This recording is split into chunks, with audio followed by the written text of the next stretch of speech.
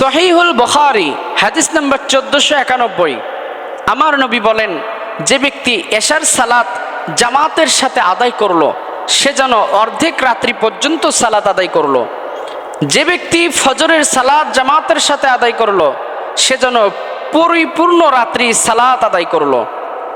সুতরাং যারা এই ফজরের সালাত এবং এশার সালাতকে অবহেলা করে জামাত থেকে দূরে থাকেন, জামাত ত্যাগ করেন, তাদের এই হাদিসের ওপর আমল করা উচিত। এই হাদিস অনুযায়ী আমলের পরিবর্তন নিয়ে আসা উচিত। দেখেন, সারা রাত আপনি ঘুমাবেন, কিন্তু আপনার আমলনামায় সালাতের সওয়াব লিপিবদ্ধ হতেই থাকবে। আপনি যদি এশার সালাত জামাতের সাথে পড়ে ঘুমিয়ে যান, অর্ধ রাত্রি পর্যন্ত সালাত আদায়ের সওয়াব আপনার আমলনামায় লেখা হবে। আবার আপনি যদি ফজরের সময় উঠে অজু করে সুন্দরভাবে মসজিদে চলে গিয়ে জামাতের সাথে ফজরের সালাত আদায় করতে পারেন, আমার নবী বলেন সম্পূর্ণ রাত্রি তথা ইশার সালাত থেকে শুরু করে ফজর সালাত পর্যন্ত মধ্যবর্তী সময় আপনি পূর্ণ সময় নামাজে ছিলেন, এই সওয়াব আল্লাহ তাআলা আপনার আমলনামায় লিখে দেন। সুবহানাল্লাহ।